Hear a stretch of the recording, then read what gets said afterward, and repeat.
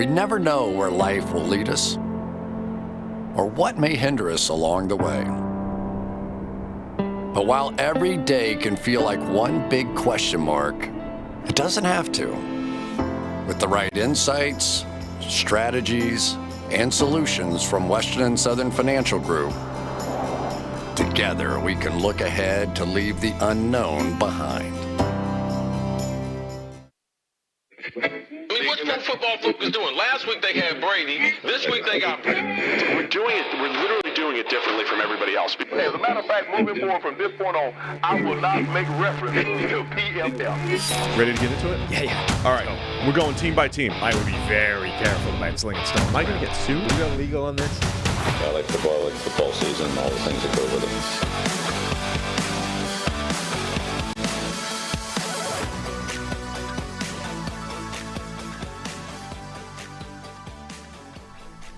Welcome in to the PFF NFL podcast. Steve Palazzolo, Sam Monson, and two very special guests. It's Mike Renner and Austin Gayle, a reunion of sorts right here from the Western and Southern studio. Tailgate podcast, back in the house. We're back. We're announcing that we're back. That's the whole, that's what the title says. No announcement. All right, you've already lied to everyone. That's great. Yeah. That's a good start. Good start. Mm-hmm. Breaking news per Twitter last night, Mike Renner leaving PFF, heading to free agency. So that's last day. I think it was 11 years. Almost 11 years. So I think I started like my very first Cal had sending me an email saying I got the gig or whatever. It was probably like June of 2012, right after college. So almost 11 years. Wow. We've been your only job since college. Yeah. Only job. Do you know what the real world's like, Mike? Do you know it's what fucked. I'm telling you right now. He's about to find out. No, PFF was my only job out of college. Yeah. The Ringers treat me well, though. And LA is nice. I'm liking California. Yeah. So I mean, it can't be worse than Are you recruiting to the Ringer? I can't disclose anything really on open mic. The real world can't be worse than 2012 to 2014 PFF, though, if we're being real. Hell month? Those were, yeah. I mean, that was like, I've heard the war stories. So I think it was 2014 was when we were really that was hell month. Swamped. Yeah. And I was also doing special teams PP, which I think is the worst job we have at PFF. So it's just charting where everybody lined up.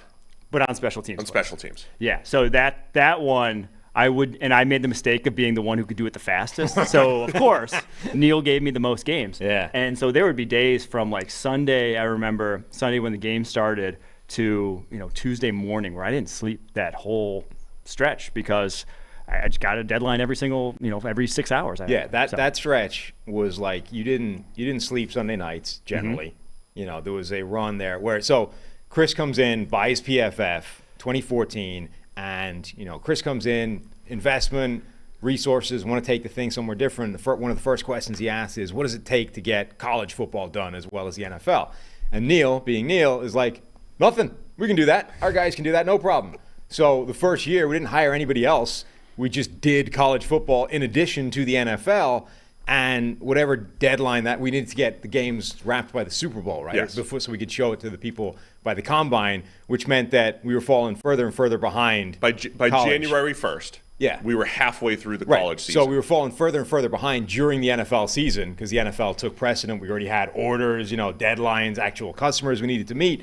So the college was just falling behind, which meant once we got to the playoffs, it was like, right now, you need to redouble your effort and catch back up in college. So January 2015, right, was hell month, where everybody that could do analysis was just grinding 7 days a week doing college football games to catch up. It was awful. I appreciate the initiative from Neil right there. Dude, Chris buys the company. He's like, "You need college? I'll fucking do it." And then everyone else does it. But it's a great. I like the push. Yeah, I like the push. We were challenged just getting NFL done on a week with our 8 to 10 analysts, and it was like, yeah, of course we could just do college. Yeah. January 2015, I did not leave my house. I remember going to a christening or something, and I was like, oh no, I gotta make up a game and a half here because I left my house. It was so crazy. I mean, this was 7 days a week.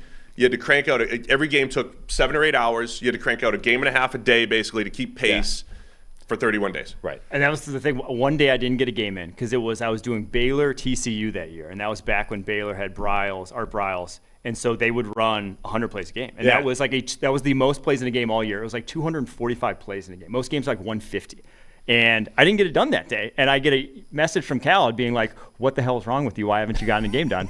And I was like, well, you know. Going into the Dropbox file and seeing how many plays were in your half or your game was massive. Because if it was like 65, 70, it was like, oh, let's fucking go. It's also, depending on what you're doing, the type of game was important as well. So like 100 plus plays of a spread offense wasn't that bad because of the way the pass versus the run game worked. But if you had a triple option game that was, even if it was like, 65, it's like, this is hell. This is an absolute walking nightmare to grade this one. Give me that one dramatically over that. The other thing is, when we got to the end of that month, like one of the last games, because like tape didn't come in or it came in patches or whatever, I think maybe the very last game we were working on it up until a couple hours before the Super Bowl was Middle Tennessee State against Eastern Michigan. And the tape had come in like 3 or 4 times in different ways. And everyone was sort of splitting this game, working on it in little bits and pieces. It was terrible. That was one of the worst months anybody's ever had. PFF just sucks? I mean, was this the bagging or what were we doing? This was when PFF was in startup mode, people had to work hard and kind of lay the groundwork, lay the foundation for where we are. Share experiences. That's what it is. Yeah, camaraderie. Yes. Now, so you guys, it was exciting. So you're in town, Austin. Yeah. Why are you in town? Quinn's wedding. Mike Quinn, who's a producer here at PFF, also was the producer of Tailgate and 2 for 1 Drafts. He's been there from the jump. So his wedding, Savchek's going, who's producing this show as well. So he invited me out. I had good reason to get into Cincy. And then coincidentally, it's Mike's last day. So then I got invited onto this show, and the rest is history. So we hyped it up as the greatest show in the history of shows. Not even podcast. It was just the biggest. It's the biggest thing going because you guys created a bit of a following, right? The last couple of years. Tried to. I mean, Tailgate was unique in the draft space in that I feel like a lot of draft content is overly serious in nature, that it's like dramatic and they tried to like build the drama, whereas we were never serious about it. Like we enjoyed the fun of the draft process more so than the overtly. Speaking of the fun aspect of it, I have a theory that I've been working on that I'm going to put to you right now. Mm-hmm. Is your Tanner McKee love an attempt to artificially inflate his mojo stock because you have money tied up? No, that's our theory. That is our theory. It's not actually. Now it's not a bad theory. I am a Are you sure? Because now, who have you done that with? So I did go and Google Mike Renner and Tanner McKee and mojo, and I did find a tweet back in the day where you're like, this guy's going to go way higher. His mojo stock is currently whatever it is. Did you like sink $5,000 into it back in the day and like I got to get this back? I don't hate this. I'm a mock draft influencer. I've said that before. Steve was in that, what was that Twitter group, or you were in it too, the Twitter group that Lance and I put together that had a lot of draft people, and I was like, hey, let's just get together with one player. We move the line, the line on them about where they're supposed to be going all spring. Yeah. Once the prop comes out, we all bet the other side, and then we all move him to where he's supposed to be, guys. I think some people are doing that in the NFL side, dude. Like, it's one guy every year. Why can't we just all agree? CJ Stroud vaults up to like minus 290 to be the Panthers' #1 overall pick, and then like everyone just bets Bryce Young heavy before Scott Fitterer meets him or whatever it was. Like that's a big thing. The mock draft syndicate, but unfortunately, no takers. There was maybe one person like that message, so still me here. Still me here trying to pump that up. But so we could still get together and do that wherever you end up, Mike. We can still get together and diversify. Yes. Kenny Glenn is in the chat here, designer over at PFF, and he's begging for some Austin Gayle stories. Do you have any good recent stories? Are you straight edge out there in LA now? I'm in right now. I'm trying to think of some Bill's stories. Got you working overtime or what? I'm always working OT. I'm trying to think of some stories I've got. Nothing really from LA. Living in a studio apartment now in LA. Is there a story behind the 4 photos that you put out there yesterday? Oh, or at least one of them. Yeah. The photos I put out yesterday of Mike was from our trip to Vegas. Mike wasn't even inebriated. I believe it was a hangover that had got him. It was a little. What happens in Vegas ends up on Twitter. And then what happens in Vegas ends up on Twitter. I did want to bring one story because we were talking before we started recording about some of the worst things I did while I was here. And obviously there's a long list. But one of the worst things I definitely did was when I got to the role of where I was responsible for booking all the like hotels and planes and shit for the events. That was the worst thing. The East-West Shrine Bowl, when we sent out a bunch of people, let this be known, I got the fucking narrative to be like, cut every dollar. If you can, everyone sits in a middle seat, it works. Red eyes, all that stuff. So this wasn't all my doing, but it was to save as much as possible. Note that being said, we go to Vegas. I'm looking for the cheap hotel in Vegas, right? I'm looking for legitimately, like, I don't care if it's not even in Nevada. Like, I'm looking for something that's very cheap. I end up finding the Mardi Gras Inn as the cheapest thing on hotels.com or whatever it was. And, okay, he gets the cheapest hotel. Everyone gets their own room, right? No, I'm booking fucking 4 people to a room at the Mardi Gras Inn hotel. We get in, and it smells like one cigarette, like one big cigarette on, like, like, it's not on the Strip. I don't know where it is. I don't even know if it was in Vegas. We get in there. It looks scary. Everyone's scared. Everyone's sleeping in 2 queen beds back to back. One of the producers or one of the video editors we had here before was like, I'm not sleeping here. Like, legitimately, like, refusing to sleep there. It was like, he's like, I'm going to another hotel. And then the worst part of it all, and there's some stories of getting into that hotel. I did some pass protection sets with Anthony Trash, put him in the dirt. But some other things that happened is later in the week, we were going back to back from like Mardi Gras Inn to fucking, we went to Mobile and stayed at the worst hotel in Mobile, somehow found that too. If you go back and look at the Excalibur, which is where the East-West Shrine Bowl was held, it was like $5 more a night. It was like so much. I could have looked to an extra second. That is the thing. Like, that's, I think, the theme with your mistaken bookings, right? Is you would simply look at the lowest number available, book and just that, take it, and then not factor in any other like costs, relevant details. So you would book stuff that was miles away. So it's $5 a night cheaper, but you need to Uber half an hour to the venue, which is making it like the 5th most expensive hotel you could have bought. You should have seen the fucking hotel we stayed in Tennessee when I was booking us for the tailgate trip. Me, Mike, and Dave Solfaro go to this random hotel in Knoxville, Tennessee, where like it is sketch. It had cobwebs in the hotel. It was cobwebs in the hotel. The shower was a scene. We couldn't shower because it looked like a mud pit, and the door barely locked, whatever it was. We literally grabbed our backpacks and stuffed them behind the TV, trying to like just save. We were scared to leave the place. It was, I'll never do it again. I did not want to book it ever again, but those were some of my worst moments. 2 of my favorite Austin Gayle stories. One was at the first time ever at the Senior Bowl. The first night. Oh no, this is stayed out till like 5 a.m. and then woke up at 11:30 or something the next day with I think 20 missed calls from Neil Hornsby because you were supposed to have done like a day one recap and takeaways thing. That one was great. That was one of the worst hangovers I've ever had. And the other one was we went to LSU. I find you and Dave Solfaro at a Five Guys after we had left a bar that we were at. You had eaten Five Guys. We leave the Five Guys. We're like, let's go back to the hotel. It was getting late. We get back to the hotel, and there's a Waffle House next to the hotel.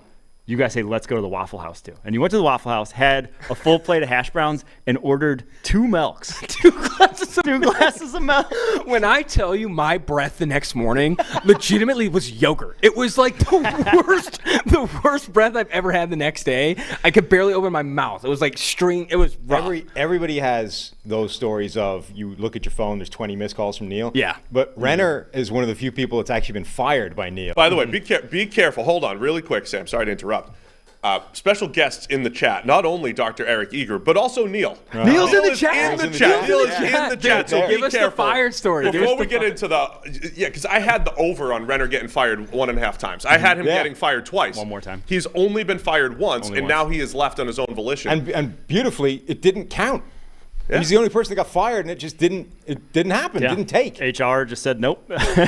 So wait, before you go, someone in the chat, his name's Parker, bless his heart. He's like, what is going on? Because we're just ripping random stories. Yeah. But go ahead, rip if you were not a tailgate listener, this is a show today. We will later in this show get to MJD's mock draft. Someday. But for the moment, it's a bit of reminiscing. So it was Memorial Day 2016, or Memorial Day weekend 2016, which is nothing's going on in the NFL, right? And so I was kind of splitting at that point between still doing grading and being content full time and like just doing that, focusing on that.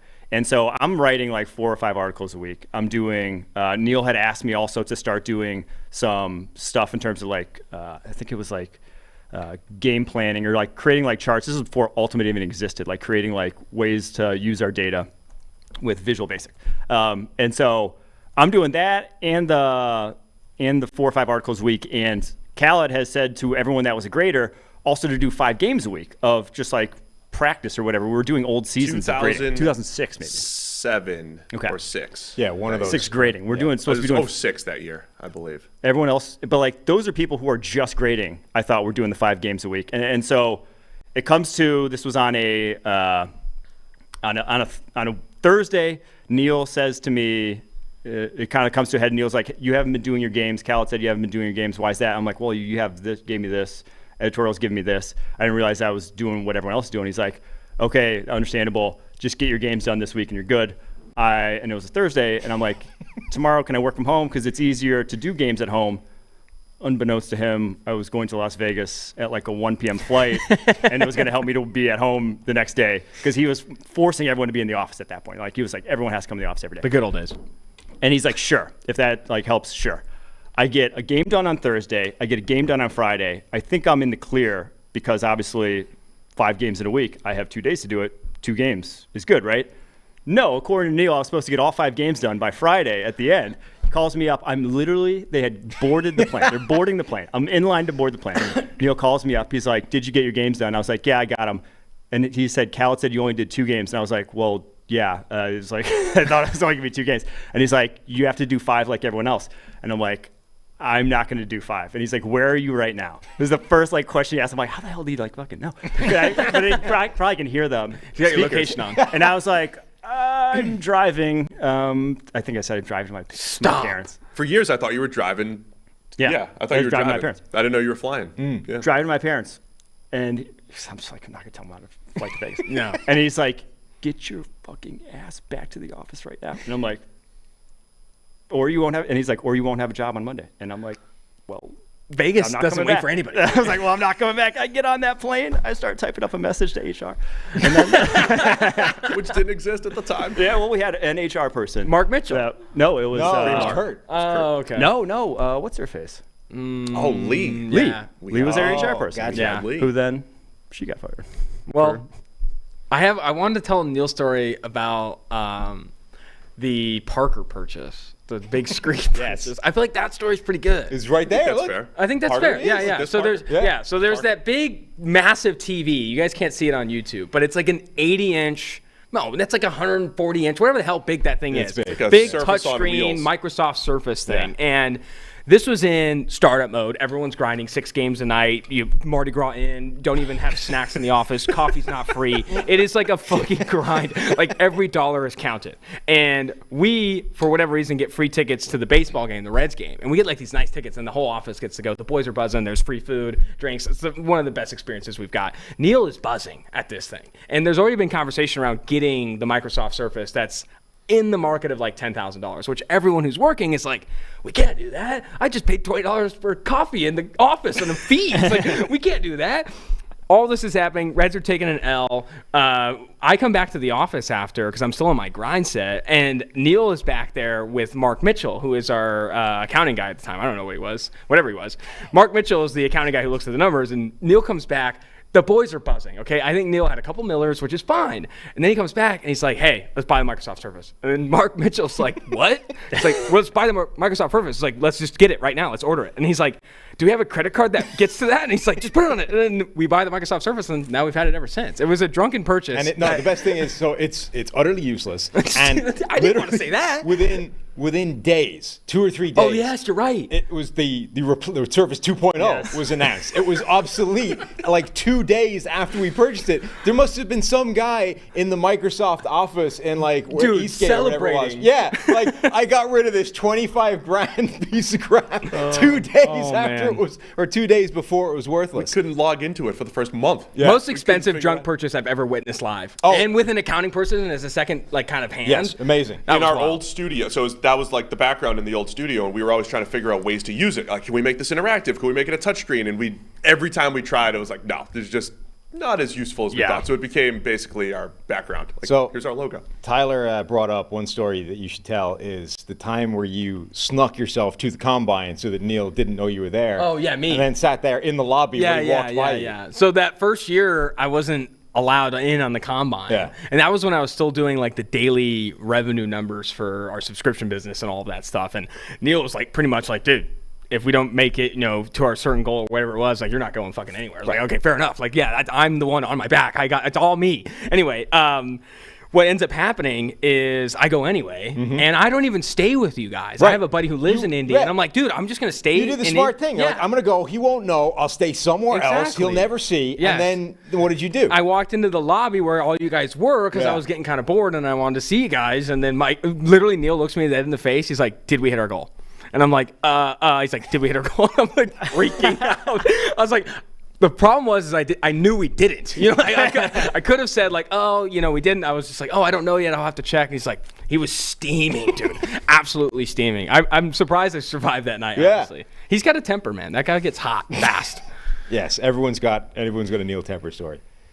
Say something nice about Neil, so we have like a compliment sandwich or something like that. He founded the company. He's the reason we all we're had some ups and downs, and he's the reason we're all here. Yeah, he's the reason we're all here. I mean, we all got to work in football. I mean, look, some people are wondering why we have some people leaving, and I think there's various reasons or whatever. But you know, Austin, this became a bit of a stepping stone for you. Oh, Mike. for sure. I think you're going to go, you know, crush it wherever you go. Do whatever you do.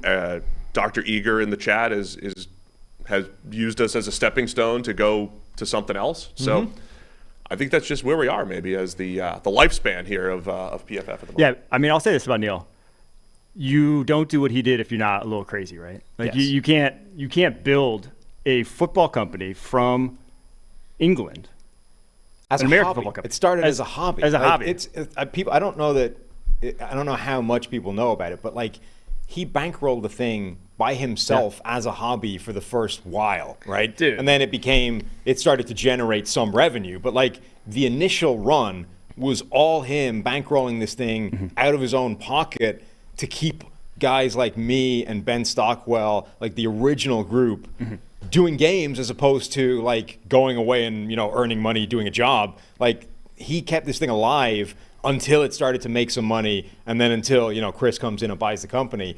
That's insane. Yeah. And you don't do what he did unless you're a little crazy, and also unless you care. Like, he cared about this, about us, more than anyone I've ever met at PFF. Always kept his hands in the mud too. He was taping games, which is like one of the low-level things you can do, and like you're like a part-time intern or whatever, and like he was always doing that. So yeah, he's a fucking grinder. The one thing I just want to add about that, because most people don't get to see this side of it, right? We are working. People know we're working with every NFL team, all 32. We're at 131 now out of 133. Who's the last FBS two? Level. We can't mention who the You last can't two mention the are. last two? Not until like the That's remember brutal. when Did we get San Can't Diego mention the last State? two. Well, mention all the 131. Did we get San Diego State? They are one of them. Yeah. Let's go. So Let's there's go. two Let's left. go. There's two left. Our We'll have every assets. FBS team. We're at about 45 FCS teams that all get our entire data package and everything. And so, you know, PFF has legitimately changed the game on that end, right? And people don't get to always see that. So I just wanted to plug that really quickly. Like, we get, you know, constant feedback. We have a team that's going out there helping every single team integrate our stuff into their workflow, and it's, you know, PFF data and everything has, you know, changed the game with how they prepare, how they scout, and everything they do. What's your sort of favorite takeaway, Mike? Because you came into PFF at an interesting time, which is, you know, after that first group had been around for a while, we reached this point where we started to have revenue, started to bring in more people, started to hire. You were a couple of years after the Steve, Rick group of people? 2 years, I believe. And then you were like the sort of second wave of guys that got hired. But it was early enough in the process that you still had to do the sort of traditional PFF route of grind through PP, become analysis, you know, work your way up that way, and then went to whatever path you went on. So what are the things that stand out from like where you started to how things are now, like the landscape?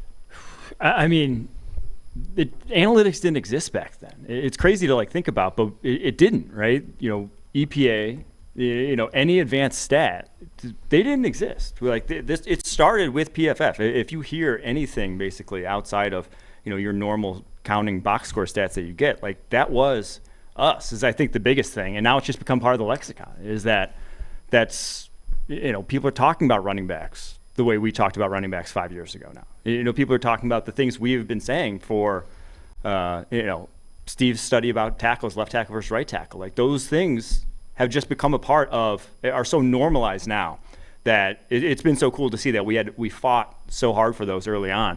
And now it's just like, if people push back more on the people who don't talk the way we talk than the people who talk like traditional football guys.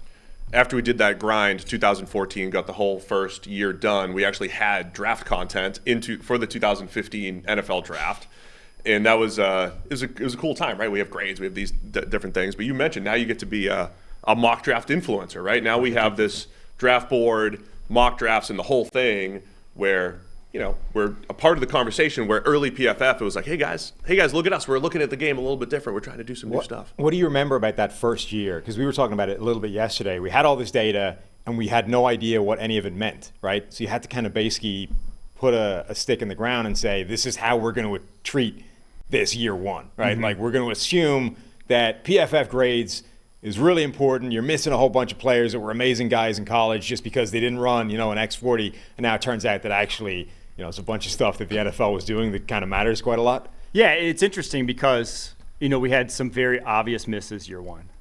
But then we had some hits that were just, that just don't happen every year, whether it was Grady Jarrett, whether it was, what's his face? Trey Flowers. Trey Flowers, that are just like massive wins. That's a fourth and a fifth rounder that if you can identify those guys every year, you're an awesome franchise, So I do think we've influenced the NFL decision making to a degree, also with Ultimate and like their ability to see that. But I think the NFL and us have kind of are converging to a degree in the way we view draft prospects. What was your take? Because you came in later, you didn't have to go like the data grind route as much. What's your sort of view on the whole thing? The view on PFF's presence in the NFL? What's the standout kind of differences between now and when you first showed up here? Yeah, I started as a part-time data collector in 2016, my last year at San Diego State, and I did special teams, PP, and Tuesday mornings at 4 a.m. or whatever it was, and then I got a full-time offer after that first year of doing it, so I wasn't in there for a while. I think that what I do feel has changed from a media perspective, I don't know how much, the NFL has obviously adopted analytics more and more and more, and that's been a slow grind, but even with how media is discussing NFL prospects in the draft, but also just NFL in general, fourth down, going for it on fourth down and all that stuff has definitely changed. I think PFF was a first mover on a lot of that stuff in terms of pushing that initial rock or getting that snowball rolling, and now it's moving so fast that it's almost nerdy to even bring it up. It's that doesn't matter anymore. People overcorrecting and stuff. So I don't know. I think it's a big the snowball is now moving, and I think people are trying to figure out what the hell to do with it now. Any other stories or anything we want to connect with, or we talk a little bit about this year's draft at some point? I will say the other weird thing from PFF beginning till now was everyone was remote back then. 2012 to 2015. So I started June 2012 till it was April 2015. I had not met a single person from PFF in person. That combine, there was a combine where everyone sort of met each other for the first time, in person, where we'd all, the whole company was remote because obviously Neil and a bunch of us were in the UK. The guys that we brought on, 2013 was the first combine. We all came together. Right, so there was a combine where a bunch of people actually went for the first time. I think they'd done one before that where it was Neil and I went to the previous else. one with me, Neil, and Brian Hall. But the next one was a few more people, which is where everyone sort of met for the first time, which was weird, bizarre. That first year, in my brain, people because that was the first time anyone had seen your ridiculous, freakish size for the first time, right? And in my mind, intimidated. Yeah, in my mind, I am. Everybody got lumped into two categories: Steve height and not Steve height. And it turned out the next year, subsequently, when I met people again, not Steve's height was a wild range of your size to 6'3" people. We're all in the non-Steve height category. The Steve height tier has to be what, you? I don't know who else is in there. No, it was just him. It was Steve height and then everyone else. Who's the random media guy you always pointed out? There's that one guy. I haven't seen him for a while though. I do miss that when you've outlasted him. The peaks of the Office experience at PFF, where there were a lot of just incredible culture moments. But when we used to go to the Y and play basketball, Cincy Y, baby. Go to the Cincy Y and do some one-on-ones. I miss those games. George Chahuri punting a ball over to the window. Mad. We lost a game against some randos. I miss those games a lot. That's also that's the first time since small single-digit child period where I have been the worst person in the room awful. By a mile because it was literally the first time I'd ever played basketball, picked up a ball. Yeah, and so for however long we were playing, 6 months or whatever, I had to grind through from being the worst person in the room by a distance to just getting passable. For sure. Just don't stand out as the worst person here. The worst thing was active on D though. You gotta bring hustle if you're bringing nothing else to the table. But the worst things were like you're playing offense, right? You're in space. You have an open shot. Somebody has the ball, looks your way, sees it's you, and then goes somewhere else. And the thing is, you're like, yeah, it's right. That's the correct decision. Yeah. You can't even argue with it. I'm like, I've been in games where I've seen that person. I've never been that person before, and it sucked. Fair. Started hitting some shots at the end. Yeah, so that Cincy Y went from like, hey, let's go get in shape, run around, break a sweat, to like people being like, I was 1-3 today. This is terrible. Neil's like a big gym rat. Yeah. And there was a moment where he was like incentivizing everyone to go at lunch, and everyone would fucking win. Yeah, we'd clear out the office, go play, and have some fun. I miss those games. You guys have any hot takes for the draft before you leave? Mike, get all your takes out before you leave, and then we're going to break down Maurice Jones-Drew. Yes, it's my favorite mock draft. Was this a segment for you guys on Tailgate? Yeah, every year. Kind of Christmas almost. It's kind of tame. It is tame this year, which is unfortunate. But I have some takes. You have to get pretty deep into this draft before the crazy comes out. Well, let's jump right into it. Maurice Jones-Drew, he's got his mock draft over at NFL.com.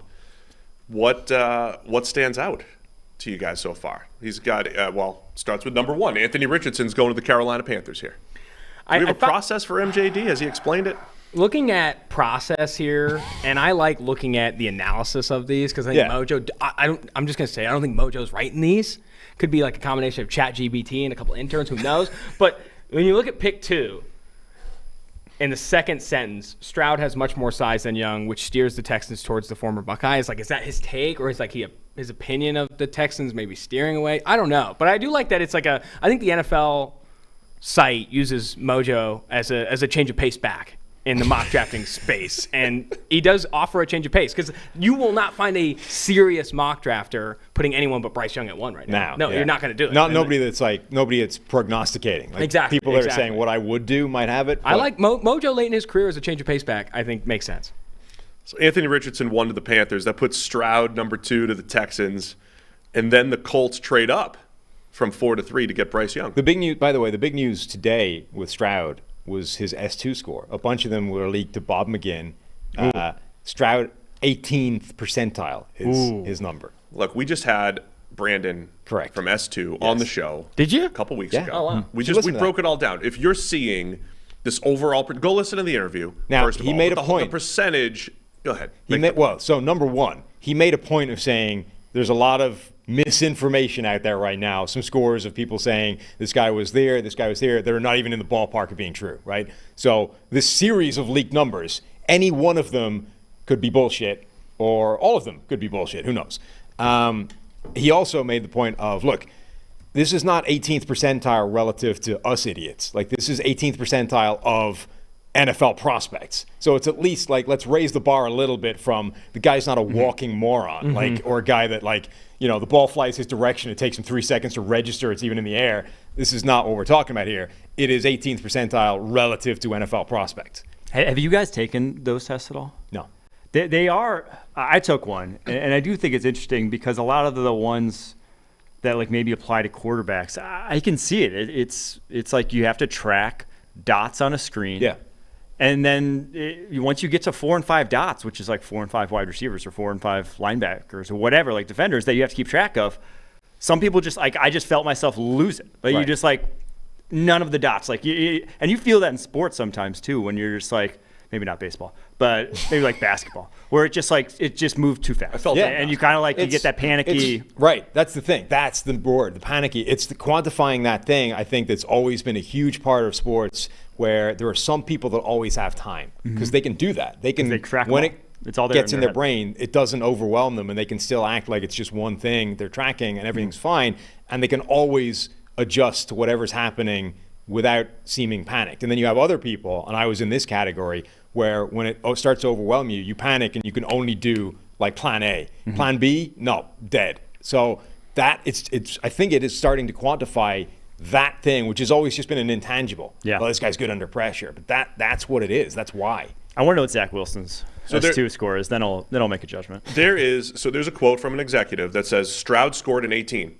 That is like red alert, red alert. You can't take a guy like that. That's why I have Stroud as a bust. That in conjunction with the fact to name one Ohio State quarterback that's ever done it in the league. I just think it's hilarious because the NFL has so much data, right? And it's all about the film, and you grind the film, and you spend hundreds and thousands of hours evaluating those guys, and they think as binary as we think sometimes. Bad score, bad. Good score, good. Right? I mean, like, I used to make fun of baseball scouts all the time. Like, this guy's got a good arm. He throws 95. I'm like, yes, my 4-year-old can look at 95 and say that's a good fastball. But that's what they lean on at the end. Score says 18, bad. Forget about, throw everything out the window. I mean, how much of that is just like cutting corners and trying to make the process easier? Like, I don't know. I think that I think a lot of it is also, though, like, just articulate, like, because, you know, he's being asked, what do you think about this? So he's like, 18, that's bad, can't have it. Like, you're not going to. And then he says he's a bust. Also, no Ohio State quarterback's ever made it. That part is dumb. Yeah, those are overly simplistic things when we yes. know that teams are in a draft room and CJ Stroud comes up and scouts have, and you sit there for hours talking about one player, breaking down all the good and the bad. It's never oversimplified like the way it is. The take I have on that too, and this, I don't even know how like related this is necessarily, but I do think some of that binary thinking can come from ownership. And when ownership gets involved, and it's like, well, I sat down with him and shook his hand. I think this guy's fucking got it. And like that to me can, like, imagine if Chris comes down and he's like, hey, I think we should change the name to PFF NFL show or to podcast, or say we should call it just NFL Lose to PFF. You're not going to push back that hard, man. He's the owner, dude. You're just going to be like, yeah, I kind of like it too. That's how it's going to go. Like, I think that when you're like a new head coach or a new GM, and the owner comes down, he's like, hey, I kind of like Bryce over CJ Stroud. It's like, me too. I can get on board with that. Not my fucking call. You write the checks. But I think, like, there's certain things where there are like red flags in the sentence. Like, as soon as the guy says, oh, no Ohio State quarterback's ever done it, you're like, okay, immediately I'm no longer listening to anything you're saying because this is absurd. Like, that is a dumb take. And if you're connecting that to other things, like, I just no longer value your opinion. That was sufficiently stupid that I'm out on whatever you're saying. But I think there's a world where, like, if you're being asked about a random guy, right, you're not going to give the guy, like, obviously your thoughts on him are going to be layered, nuanced, and it's going to take a while. But, like, if somebody says, hey, what's your take on CJ Stroud? You're going to give, like, the first thing of, scares me because of this, right? And obviously you have more to your thoughts than that, but that's the thing that you're going to use to sort of get the point across in 5 seconds. And the point on the test that Brandon kept making is just like a PFF grade, just like we would never say, this guy had a 92, therefore he's great. This guy had a 70, therefore don't draft him. He said the same thing. If you have a good test or a bad test, it's about the how, the what specifically, and it might just be certain parts of the test lead to certain levels of performance where you just, avoid certain plays, avoid certain concepts or whatever it is. There's nuance to all of this. It's never just this number. But the big concern with Stroud would be, again, if this is true, right, if he is in the 18th percentile of this S2 test, it also does tally with he was bad under pressure last year outside of the Georgia game. Like, you connect those two things, and all of a sudden, now you've got a pattern starting to emerge. And that is enough to potentially scare you away from him. So we're out on Stroud. Well, he's a bust. Have you ever seen an Ohio State quarterback ever have success? Never. I'm not even sure it's like just pressure. It's just like out of rhythm with CJ Stroud. When it's kind of, rhythm's great. Like, he's elite in rhythm. But it's just kind of, you have to be a little more creative or a little more, again, like things breaking down. You have to track a little bit more than what was just handed to you from the snap. And some of that is that offense, again, which is like the entire approach to that offense over the last couple of quarterbacks has been drop back, stare down the target, wait till he's open, hit him. And they do that a ton, and they're really good at it. But you need more than that. My concern with Stroud is I think he ends up the Derek Carr discourse, the Kirk Cousins discourse. I think Jared Goff, I think he just ends up in this category where he'll have, if everything is pristine around him, I think he's accurate and he'll deliver and he could be really good. If things are bad, though, fan base is going to be like, oh, this guy can't carry us. But that's to me, that's okay on a first contract, right? On a first contract, Jared Goff level of play. I think it also depends on the roster that you have at the time, right? If you have a roster that's in place, like the Lions or something, where you think you can win with that rookie contract, then it makes more sense. But if you're a team like the Houston Texans or obviously the Carolina Panthers, where you don't feel like that roster is there yet, that's where I think you swing a big bat on Anthony Richardson. It's like, hey, I got to compete with Mahomes. And if I hit on this and it does reach that range of outcomes that is Mahomes level talent, elite level talent, the athleticism, the Fields level runs, that works for me, and the roster can figure it out later. Now, if you're further along in your roster development and you've hit on some picks and the cap situation's fine, then I think not settling, but opting for a rookie contract Stroud or a rookie contract whoever, I think that does make more sense. I will say, or I'm just curious, because I think Baker Mayfield has a lot of the same concerns that like Stroud might have. I would wonder what Baker Mayfield's S2 score is, actually. Yeah. Because he's very much one where at Oklahoma, when he was confident, when it just like didn't have to be anything outside of the easy layups that he was hitting, it was just money. I'll pass along the anecdotal stuff that I've heard because there's other tests besides S2. There's personality tests. There's all these other psychological types of tests, like all these other things. And supposedly on certain tests, there were concerns for Baker Mayfield, right? The things that we never saw. We saw the on-field stuff. There was, concerns for Baker Mayfield, but then a guy like Josh Allen, they were like, yeah, this guy, he's going to get, because they're trying to figure out who's going to get better, right? Who's going to become, how did Mahomes and Brady and Breeze and Rodgers, they all had obstacles to overcome, whatever that was, draft position or arm or height, and they all overcame obstacles, whatever it may have been. That's the guy you really want. Yeah. And so they're trying to predict that. So there may have been tests out there that predicted, hey, look, Josh Allen, personality-wise or whatever, could be one of those guys who does it. Baker Mayfield might not be. So the NFL's trying. They're privy to these things that we're not. When I was at the Combine this year, I was working on a piece talking through with GMs, coaches, scouts, the whole threshold things. Like, does he have to have 30-inch arms? Does he have to have, 280 pounds to play this position or whatever? And what the conversation continued to go to is like, we don't really think of, Martin Mayhew of the Commanders and these different GMs, the Bengals GM, Duke Tobin.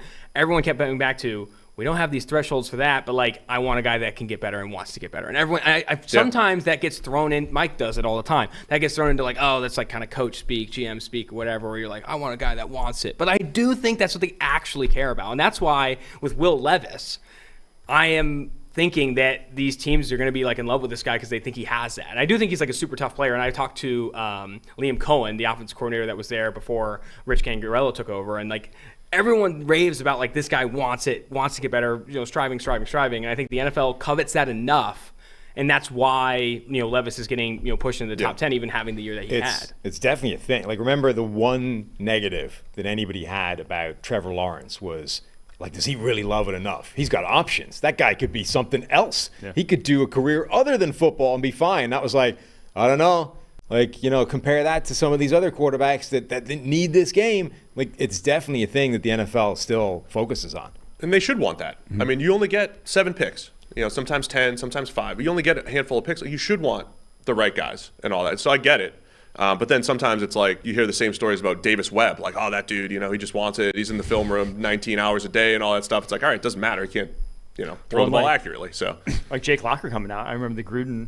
I saw the clip of him getting drafted. Gruden's like, this guy's going to go to war. And he retires 4 years into his career. Like, he didn't go to war at all. The dude left the battlefield. Good luck. I do think it's something that scouts, GMs, coaches covet. I do think it's something hard to gauge. Yes, right? It's hard to say, like, oh, no, that's for sure. That's why Josh McDaniels drafted Tim Tebow in the first round as his first pick. This is my quarterback. Tebow reminds me of Tom Brady because he wants it. Well, particularly, like, when money arrives. I mean, it's a different, how much do you want the money and how much do you want the football? I was talking with a coach in the offseason talking about like a recent draft pick that was struggling, and I was like, oh, like, how's this going? Like, kind of off the record and stuff. And it's like, I just need to figure out what he wants. Like, what does this guy want in order to get better? And I feel like that happens a lot with these draft busts. And I've been one of those people who's like, teams fail players, not players. But I think when you get into the situation, how a player can fail himself is if you don't fucking want it. And like, you don't show up and you don't do these different things.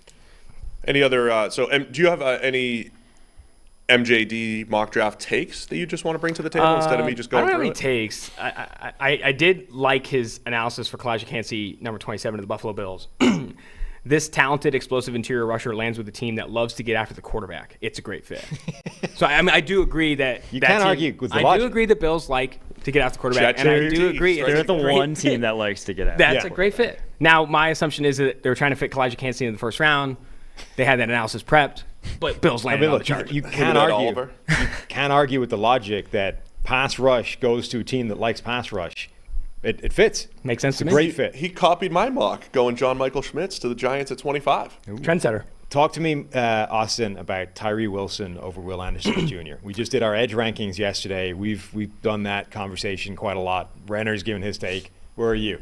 I'm not there with Tyree Wilson over Will Anderson Jr. Now, there is, and we were talking about this before we were recording, like there is a conversation where the size, length, potential with Wilson is something you're buying over maybe what you see as a ceiling with Will Anderson.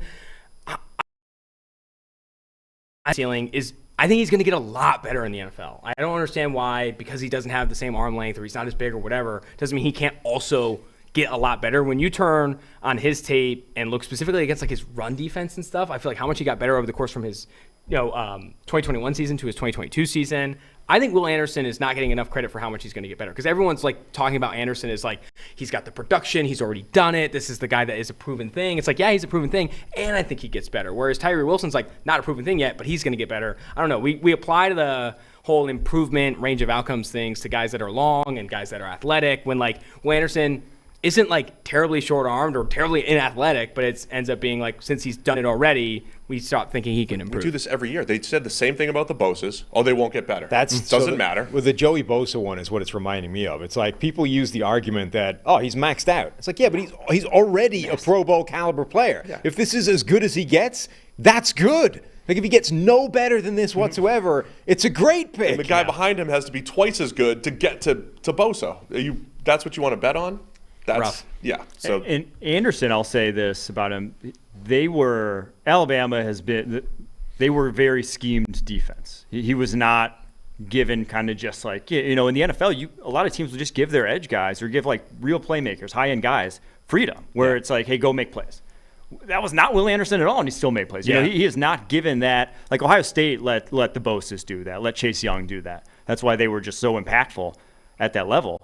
But Will Anderson was kind of like a part of Alabama's scheme, not unique in his own regard, and he was still, leading this class in sacks this past year. Yeah, I think the stuff that people tried to argue last year for Trayvon Walker, I think is actually a better argument for both Nolan Smith and Will Anderson in terms of the defenses there that they were in didn't let them do the thing that you would want them doing if they were to maximize like their impact. Like they were at least shackled, restricted a little bit by their schemes, which was what people were trying to claim for Walker, but I don't think it was actually that true. Bijan Robinson's going to the Eagles at 10. We know the history of the Eagles. They do not covet running backs up in the first round, but is this the year? Is this the year? Because they have 2 picks, because they have a Super Bowl caliber roster, icing on the cake, Bijan Robinson to the Eagles? Well, why would you draft a backup running back in the first round? Todd Penny. San Diego State Todd Aztec. Penny. I think the Kenneth Gainwell, really. more interesting part of Bijan going to the Eagles, I think, is Bijan's not even his top running back. Jahmyr Gibbs is his top running back, Mojo. Him and Emery. Oh, wow. Him and Emery Hunt both have. MJD's got a Gibbs thing is for the number smaller 1, huh? guys, though. He's got type. Who's that? MJD likes the small. He likes guys like him. He had such a unique body type. Yeah, he was small and round, though. The only person I've compared to MJD was Nick Chubb coming out. I said Nick Chubb's a taller MJD, the way he just bowling forced. ball. Yes, Yeah. you can't tackle this guy. I'm comfortable with that. MJD was in his own I'm trying world, to think of like though. a physical comp for MJD. There He really looks like aren't the Stay Puft many. Marshmallow Man a little bit. Or no, the Michelin Man. He looks like the Michelin Man, just like with how he's built. He's just We're round. just wrapped around, like too much muscle and too much stuff wrapped around his bones. Yeah. Just doesn't make sense. One of his first games, he like popped Sean Merriman in pass protection, and it was like, MJD, look at this guy. Yeah. He's awesome. He was a he weird- hit the ground running. Great as a player, rookie. but a He was weird awesome. player. Where's Bijan land, guys? Where's I'll he say going the to go? Falcons. I'll say he goes 8 to the Falcons. Really? 8 to the Falcons. Yeah. See, I'm starting to think of all the quarterbacks that are going to drop, I'm starting to lean towards it's Anthony Richardson. And then I'm thinking, do the Falcons take him at 8? Are the Falcons that could be the best fit for Richardson given how they ran their offense last year? I'm not saying that's how they want to do it going forward, but I think that's like they want, though, right? They just want, or how they're building right now is just outlier, like big athletes. And so Bijan would be that, Anthony Richardson would be that, maybe Tyree Wilson, Christian Gonzalez would be that, but they just traded for Jeffrey Okudah. So I think that's where they're going as a roster, which I can't hate on. I mean, we said it right at the start of the process. I would love Richardson in that offense. Like, that would be insane. MJD has the Jets taking Osiris Torrance, the guard from Florida, at 13. That's the highest I've ever seen him. I don't look at a ton of mocks, but that's the highest I've seen for Osiris Torrance. Last year at this time, I feel like we were all mocking Kenyon Green from Texas A&M. We were all put him in the 20s, like give him to the Bucks or the Bills, and all of a sudden he goes at, 14 to the Texans last year? Could Osiris Torrance be a guard that goes in the top 15 when maybe it's a little unexpected here? Well, no, because they have 2 guards, the Jets. They have Elijah Vera Tucker can move to tackle. He's going to move to tackle. MJD is going to move. Well, let's look what he said. AVT. The Jets continue to build their offensive line with a monster in the interior who will help protect Aaron Rodgers, assuming the trade gets done during a deep playoff run. Yeah. Okay, Can't argue so with that. here's a question. What is your favorite analysis in this No, draft? it's Cansey for sure. No, I did also no. like Hooker. going to the Vikings at 23. Okay, what's that? Hooker gets a redshirt year to get completely healthy and learn behind Kirk Cousins before becoming QB1 and leading Kevin O'Connell's offense. I feel like that's a good Hooker blurb with some Vikings keywords. It's the good. SEO's good. I like the SEO. It's a good one, but Yeah, let me tell you there. what the greatest blurb and analysis in this draft is. Pick Hit number me. 15, the Green Bay Packers select Zay Flowers, Boston College wide receiver. Quote, I sure hope the Packers finally select a playmaking wide receiver in the first round to aid their young quarterback. See, that just explains the entire process, right? He's having a good time, and I respect that. I respect a good time with the mock. At this point in the process, people don't want to see Bryce Young at 1 every single time. Just having fun. You're We're just here, like you guys. Just having a good like time. Tailgate. Just having a good time. That's why we celebrate every year when it's mock. Oh, man. What else we got here? Keon White goes in. Keon White's been invited to the draft. Yeah, it's wild. Is he going in round 1? Did you hear Sam's comp for him? Polar bear with a helmet on.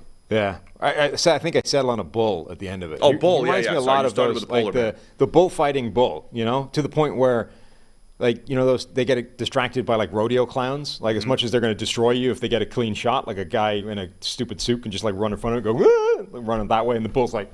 Okay. Like, that's Keon White, right? He's running right at the quarterback, this manic like ball of destruction. But then like a running back can just like pop him in the knee and I think in this class though, back end of the first round, I could see it. I could see Keon White in the back end of the first round. Yeah, certainly. Like when you get into that group, I'm like referred to them as this giant swathe of beige yesterday. Like these guys are just, But like you can definitely, I can see a world where you push Keon White above all those guys. So above, BJ Ojolari, above even Felix, like that group, you could probably get him to like 5 or 6 in your rankings, depending on what you really covet.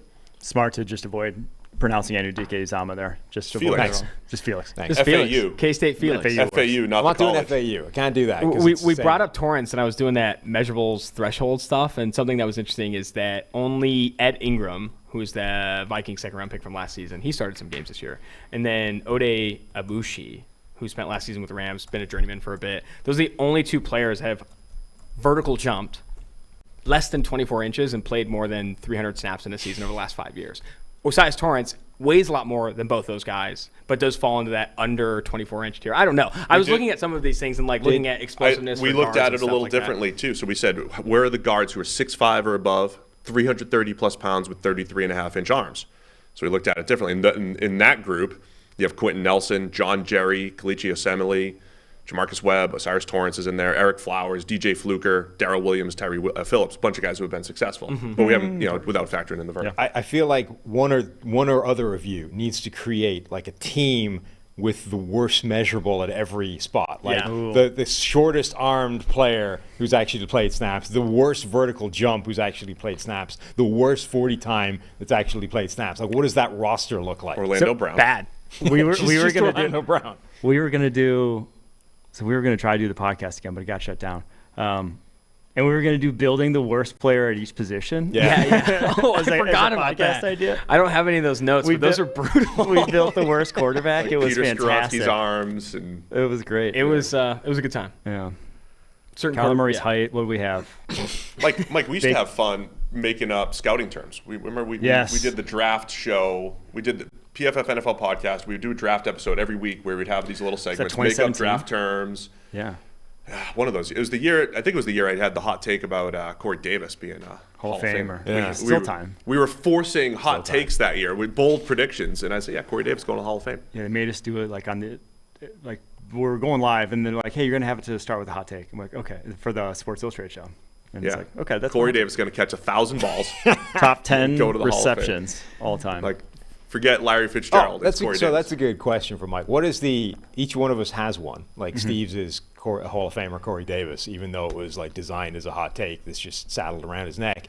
Mine has obviously been the Tom Brady is done thing. What's the take you have that hangs around your Jerry neck Tillery. like a millstone? Oh yeah. Top 10 player in 2018. I think he was top 5. No, he wasn't top 5. I also had Jeffrey Simmons top 10 player of the year. So I wrote a full. You were coming you off can't Chris offset Jones, it. too. You Like, were coming yeah. off Chris Jones. But Tillery just, I mean, he's a unique case, we'll say. Yeah. He may not have been on It's a field. unique case. When he first signed with the Raiders, I think there was a quote from Max Crosby that was like, "He's an odd cat." Like I think everyone has had that same quote on Tillery. Whoever has met him, it's like, yeah, it's an odd dude. I'm not saying that's directly, we had a led to heads up on that before the draft and maybe ignored it. Yeah, we did. I was in the ignore stage for sure. My worst take, I wrote an entire article on why Justin Jefferson, you shouldn't go long on him being like a legit outside receiver. Can't play 'Cause a on the lot of outside. Yeah. It was rough. It was like, going back and reading it, it's like disgusting. How come that's not a thing? Why doesn't anybody know about that? No, it's been old takes exposed. Oh, has it? Sometimes. Now, Okay. freezing cold takes or whatever that Okay, thing's yeah, called. Yeah. And that's honestly, good. it's so fair. Like the analysis is just ass. You got to learn. You got What's to learn, funny, though- Austin. You got to use qualifiers. The worst thing is, so that's the thing. Like, Maybe. you have one where the analysis is ass and the conclusion, therefore, is terrible, and you look like an idiot. Yeah, right? yeah. I went back, like, I reread the Brady thing multiple times over the last 15 years, and he's like made it look stupid since Yeah. I posted it. The analysis is actually okay. It's just the conclusion ends up being wrong. What's hilarious is I have a tweet, if you want to go check it out, that's just, this is a Justin Jefferson fan account from when he was playing outside receiver like the year prior, and like he was doing some good things. Then he moved into the slot. I was like, I just don't see this translating. I can't believe this guy. This guy sucked at whatever it was. I'll never I know think he I can do comped that. him to a more athletic Cooper Kupp though in the end, and I don't know. That's not- I think that's yeah. not bad. I think I just botched that article. I was going for hot takes. I will say I'm very thankful that for like my first 3 years at PFF, I just didn't tweet or like barely wrote. I was just watching and learning about football because Yeah. I would have just said just the dumbest shit. In my So the infancy. Brady thing is the one that hangs around my neck, but there's no way that is even in the top 5 dumbest things I've said during the time at PFF. Like, if people actually dug through the receipts, I'm sure they'd find way worse than that. Ones where the analysis was not sound to begin with, and you just ended up getting screwed by a guy ending up, reversing his career and putting 10 more years of the Someone greatest mentioned in the YouTube chat your J.J. Arcega-Whiteside. That was that's bad, but he wasn't like that high. I at least had DK Metcalf, wide receiver 1 that year, AJ Brown, wide receiver 2. That was good. Yeah, we had So, DK and AJ. As a Never group, would have we drafted all- JJ. We all did technically. that. By the way, the PFF draft board is getting. It's not just going to be your draft board. At the end of the day, Yeah. we're taking in some other opinions, Well, 'cause I'm and also not gonna be Tanner here. McKee's going to drop a little bit. A little bit. Somebody, Yeah. I assume So that's you might a- want to sell. I assume On that's Mojo? You might want to Stock sell sells before today, it Joe? comes High. out. I assume that's a comment in the chat box that Tyler's posted there, but from a guy called Red Skeleton who said, I first started watching years ago, and Renner would barely utter words, and Sam seemed like he was being forced to partake. Yeah, that sounds about accurate. You've grown. You have grown as an analyst. Oh, that Thank was you. a good when there was a time where it was me and Steve basically doing the podcast and anything forward facing, and we needed new people, right? We needed the next wave guys. So we did like basically auditions for people to see if they could talk, and be acceptable on camera and whatever. And you started doing it. Were you doing it with Matt Klassen at that point? You both got like don't think so. auditioned. Yeah. But there was a period where you would talk at an Austin Gayle rate that actually I had to go through and slow it was down. tough. I had to like strip out your audio and like reduce it to 0.8 speed or whatever so that it sounded human. I was so bad when I started. Like I had really bad like social anxiety. Like I didn't talk in class. Like I didn't talk in public. I was bad. So this is obviously a big change. But I remember my first radio hit. I wish I could find I have the clip somewhere in my email somewhere. It was the worst thing I've ever. I remember. So it was probably like 2014. Neil sends me over New Orleans radio, wrote about like Mark Ingram or something. And they're like, can we interview the guy that did this? And I was like, oh shit. Like I don't know. Okay, Neil, I'll do it. I get on, and then I had like what I was going to say prepared because they're like going to ask you about Mark Ingram. I had this whole thing prepared. They say, hey Mike, thanks so much for coming up. Or they ask me a question right away, and I start answering the question, and I'm like, oh, but thanks for having me on. And then I start answering the question again. And I was like, no. I've had some bad I radios. remember hanging up, leaning back in my chair, and just being like, what did I just do? Oh, it was legitimately like painful for me to do. Funny. When Man, Sam it and is Steve difficult, yeah. first But started now letting me do some of the voiceovers for the NBC contract, you remember when 7 you dead, yeah, I was like 18 injured. reading like the like This running back went up the middle for a 10-yard gain. They're like, why does it sound like you're announcing a fire in a house? I'm like, I don't think that's that. And then like I listen back, like, oh man, can I aggregate some news? Yes. On this? I see the news. Yeah, breaking news. Break it. NFL has suspended 5 players, including Lions wide receiver Jameson Williams, for violating the NFL gambling policy. Lions C.J. Moore and Quintez Cephas, plus Commander Shaka Toney, are suspended indefinitely, at least 1 year. And then Williams and Detroit's Stanley Berryhill are suspended 6 games. Oh, so Jameson's only out 6 games. Okay. What is the wording of that tweet is ass. Rap. Sorry. What is the differentiator there between that's a year-long suspension for egregious gambling if violations? It was a same game, no sweat, same game parlay. The sweat thing. The no sweat, yeah. So hold on. So C.J. Moore, Quintez Cephas, Shaka Toney, they're suspended indefinitely, which means at least a year. The Calvin Ridley treatment. Yeah. And then Jameson Williams and Stanley Berryhill 6 games. Yes. I'm fascinated now by what interested to hear what the difference is. Was it on your own team versus a different team? Or I found my first radio hit. Should I just play it into the mic here? Yes. Is this going to be bad? What have we got? Can we really? Let's see. Send it into the. I don't have it. Send it into the file. I have the file. How did you find 2014 You have the file? Saints? Yeah. Why do you have the file? I can't even find the time we interviewed Patrick Mahomes. I have Because that I knew file I was hidden going to somewhere. want it. 4 Lions players and 1 Commanders player. Was there a Lions syndicate? And then, was Jameson only in on a couple of the bets? I want to know how this differentiates. Jameson Williams is a first-round players gambling. Come on, man. That's a bad. Feels foolish. The Lions immediately have released Quintez Cephas. I understand special teamers. Yeah, special teamers need to make some side hustle money, but they can't even impact. They can't impact the game though. They got no way to. No, they just need the money. They're just gambling like the rest of us, trying to earn some side crust. All right, here's my first radio hit. Coming up in the 5 o'clock hour, LSU coach Les Miles joins us. Michael Renner is here with us. He's an analyst for ProFootballFocus.com, talking about the black and gold. Michael, thank you so much for the time. The Saints are one of 8 2-0 teams. Your thoughts on what you've seen out of the black and gold through the first 2 weeks of the season? I've been very impressed again. Thanks for having me on today. Their game last Sunday against the Tampa Bay Buccaneers was surprised they ended up pulling it out then. They have. Are you sweating? Their defense has been light years better than it has been last year, and I think they're one of the best teams in the NFC right now. And Stop it! This isn't you. Oh my God! Very uncomfortable. That was awful. I told you. It sounds like you're on the elliptical, but also like a gun to your head. So that's bad. The other good story that Tyler mentioned was when we used to do these hits on Sky TV in the UK, and Neil had it in his brain that you needed British accents, to do the Sky TV hit in the UK. They're going to want Brits. That makes sense. In actuality, I think the reverse is true. But anyway, so in his head, it was like me, who still had some vestiges of an Irish accent at that point, and Neil had to be the talent, right? And so we start doing these sort of prep things, and Neil on camera is a fascinating person because he can't handle. He's like the pressure thing we talked about, the S2 stuff, right? Yeah. When it's not exactly the way he has it planned in his head, it breaks down. He can't handle the ad lib on the fly, right? So we did a couple of rehearsals and whatever, and then one of them we were doing where he got pitched the question in a way that wasn't exactly the way he had it in his mind, and stopped the rehearsal to go, no, you need to pitch it to me like this. He gave me a word for word way to transition to him, right? So we're doing this. We got the earpieces in. Every now and again, the producer in the UK would come on. He'd say, whatever, a little bit of instruction. So I'm answering this thing, and we're sort of the camera's there, big screen behind us. There's a little monitor over there that we can see things on, and so I'm wrapping up whatever answer. The guy comes in. The guy comes on the microphone, ends in the ear, goes, "Okay, wrap it after this answer." Neil turns to the monitor and says, "Okay."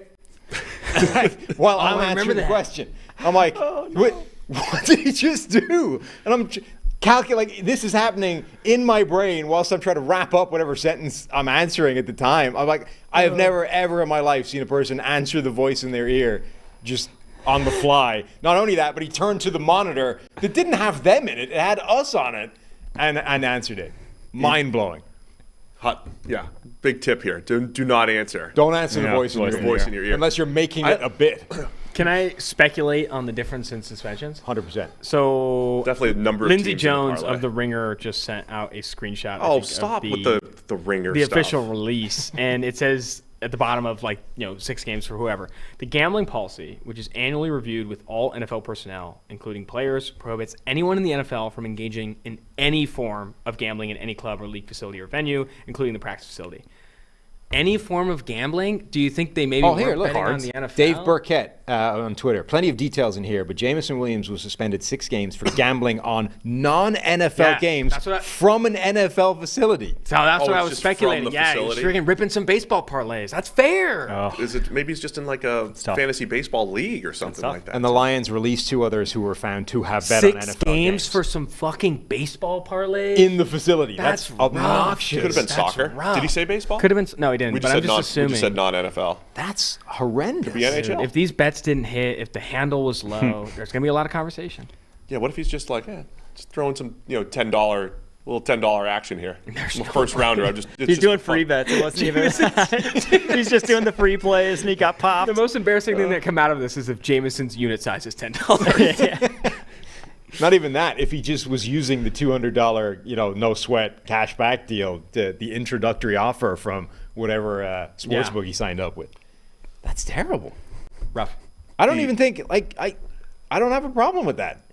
The NFL draft show 2 years ago, when we're cranking it out. It's night 2. There's a million picks. We're trying to keep tabs on everything, and we slow down the entire show by bringing in Thomas Dimitroff. That's for right. An interview. Oh, that's a great story.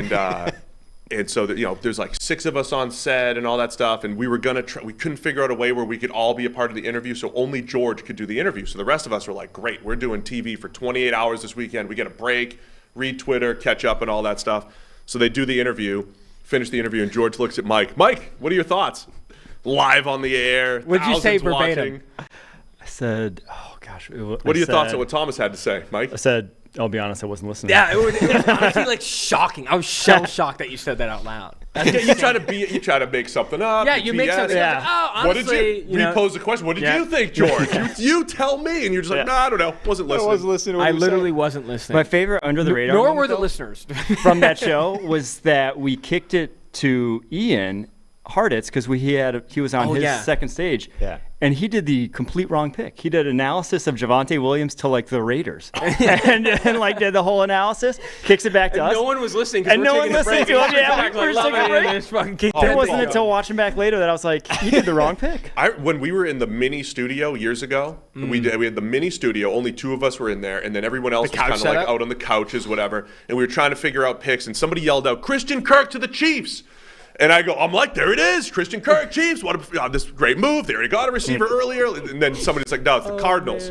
Man. Okay. Was that the draft that Renner, because Renner's birthday is always around the draft. Yes. And was that the draft where Neil is fuming because Renner's not in yet. And we're like, he's going to be here. Yeah. I think it was day 2, though. It wasn't day 1. It was day 2. It was day 2. It was Renner's actual birthday. Yeah. And Neil is losing his goddamn mind, like legitimately ready to kill everybody in sight. Renner rolls in with 2 30 racks. Absolutely. And he's like already shelled. And we're like, oh no. What's fucked is that if I did that, I think Neil would have me just outside pasture. Renner does. He's like, Renner has, Mike. You got to push the boundaries. You got to have years of boundary pushing until. Renner cultivated this unique space within PFF where he would take the piss so much that the regular things he did. It was an expectation. Yeah. Well, yeah, exactly. He lowered the bar of expectations to the point where he could then repeatedly violate norms of work in a way that the rest of us couldn't, right? So anybody else that does any one of Renner's transgressions would get the full treatment, be ripped, be shat on, be potentially fired. Renner has lowered expectations so far that it takes something wild for him to even be in the discussion of being in trouble. Let that be a lesson to all the kids listening. If you set expectations low enough, you'll always exceed them. I mean, it's because you were a star player, Mike. That helps. It's because when you tried, when you were on, it was really good. Well, he was also very good at understanding the annual cycle of the PFF mood and knowing when to ask for things. Yep. Yeah, when to turn it up and when to ask for things off the back of having turned it up and therefore profit, And when to disappear. I keep circling back to the betting conversation. I think some people in the chat are talking about it. But what's your opinion of the NFL specifically like every single show they do now is presented by FanDuel. I think FanDuel is the official sponsor of the NFL, and then you have DraftKings and all that stuff. But like, what's your opinion of no one affiliated with the NFL? Even I think NFL Network employees can leverage FanDuel at all, independent of sport. Is that not insane? I don't know. Is that they have crazy? to? I mean, they have to separate the two. But you can't even bet on baseball. But where you draw that line, I think is starting to get really. I think that's awkward. it. I think that's weird that you can't even bet on other sports. I think it's They're purposely being overprotective. Yeah, but before they had this world where you had to be completely distanced, right? You could never connect. Can the you play NFL. blackjack? I'm asking. I don't know. I don't know. I don't know. But anyway, gambling of any form. They had this world where everything in had the to facility. be. It says from an NFL facility. You can't rip cards at the facility. Yeah. You had, but everything had to be so separate because you could never like potentially connect the NFL to gambling and match fixing and all that kind of stuff. So 100% separate. Now everything's getting legalized. The DraftKings, FanDuels of the world, they're being opened up as these giant sources of revenue and sponsorship and all that kind of stuff. The NFL's leapt into that. So now it's like, oh crap. Well, like, where do you draw the line? Yeah. Because we're in bed with these people for sponsorship and all this kind of stuff, but obviously you can't match fix at the same time. So somewhere it's got to draw the line. It feels to me that being able to gamble on your phone using a random app on baseball in the facility, I mean, to me that seems okay. How much harder then does it become to regulate that though? Because then you're just checking whether or not like FanDuel's being leveraged. I don't know. Well, that's what they're doing. That's what they're doing. They just don't want people logging doing. into FanDuel from the facility. That's what they're doing. So I can't remember what we actually did when we did the PFF NFL Daily on the Calvin Ridley thing, and DraftKings was our sponsor. And it's like, hey, go bet on the NFL. I can't remember if I actually did. No, you did. People remarked on the segue of. Look, we've been put in tough spots. I'm going to give you 5 minutes on Calvin Ridley's suspension. I'm going to break it up with a nice little mid-roll on DraftKings and go gamble and bet and all that stuff. And we'll circle back and talk Ridley. What's great now too is the hottest piece of journalism right now. Is the Aaron Rodgers trade going to happen? It's none of that. It's what did J-Mo bet on? It's literally what everyone's chasing. I can't wait to find out. I'm sorry. So I know you probably have to go work. Are you going to assign somebody to write that? Yeah, we're gonna go find it. We're gonna go hunt that down. Who do you get on the job there? I can't reveal the sources. How do you do this? It's hard to say. How's your job going? How's Bill Simmons? Things are good. Yeah, Bill and I are good. Had some chats on San Diego State basketball. San Diego State basketball went deep this year, guys. I don't know if you guys know. Go Aztecs. Go Aztecs. I'm sad because UMass Lowell just missed the tournament. First time in history. They were going to run. That was rooting for Xavier, a hometown team over here. But yeah, San Diego State made the move. That was great. It's huge. At that other sport that I don't watch. Hoops. Everybody likes it. People like it. People seem to like it. I have heard that, yeah. What else we got here? Mike did not get fired. Do you want any closing thoughts, Mike? Yeah, Last parting thoughts. PFF run here? Parting thoughts. Parting thoughts. I love PFF. I want PFF to continue to grow. I want it to be the leader in the NFL space. I've always believed. I just think a better conversation around football, a smarter fan, is the goal. Always been the goal, and I think we've accomplished it, and I think we'll continue to. I mean, it's what like everyone put sort of little tributes or whatever on Twitter when you put your announcement yesterday. Like, just from a personal point of view, we'll miss you here. Like, you've been one of the established faces at PFF. You've carved yourself like multiple unique. Is he in the Hall of Fame? Yeah, I'm a Hall of Famer. Multiple little. Mike is a Hall of Famer. Yes. Am I in the Hall of Fame? Maybe. It's up for debate. Still a maybe. It's still TBD. The votes that we're recounting. Right. Yeah. It's unsure. We have to bend the rules for you, Austin. Ambiguous status. But you've been one of the most important people at PFF since you came on board. Like, you've done an awful lot of interesting things. So we'll miss you collectively. I'll miss you, Mike. I appreciate it. Well, I'm not miss you guys. I know. Miss I know you the too, office and you guys. It's a lot. It sucks. It does. But excited for whatever comes next. One of the best Mike stories I'll leave with is when I didn't know anybody here. I moved from California to Cincy. My only friend in the office was like a 44-year-old named Jeff Beers who had like, I'd be like, hey, do you want to go grab beer? He's like, dude, I have kids. Like, and there was Mike and I would start hanging out, and then there was someone else. I was another coworker. No one knows who they were, but they were like, hey, like I was hanging out with Mike, and we were talking shit about you. And then Mike was like, no, Austin's cool. And I was like, oh, Mike thinks I'm cool. And then Mike and I always became friends from that. The rest is history. Got to see you guys grow. That was a pretty weak story to end on. Yeah. Well, the best ones are in Vegas. I want to. Yeah. All right, leave one of those. We've seen some of the pictures. No, I want to back up what Sam said too. I mean, I've seen you grow since college, Mike. It's been great. You have been a key part of the team, football knowledge and the whole thing. Right in the early days, we're doing all this grading and stuff, and you had a lot of input into the grading process. And so we all taught each other, though, right? Yeah. Like we all taught each other the process, and then you get to a point like, hey, maybe we should reconsider how we look at these types of plays or whatever it is. All this nuanced football stuff that was a lot of fun. And then you took over for me on the draft coverage, made it so much better, brought your own little spin to it and everything, and you continued to just grow. And always appreciate your opinion. Always like asking you about players and what you think, and just talking ball with you. So all that's great. So that's not going to stop. We're still we'll still talk. We'll still have fun. Best of luck, and go hire Mike.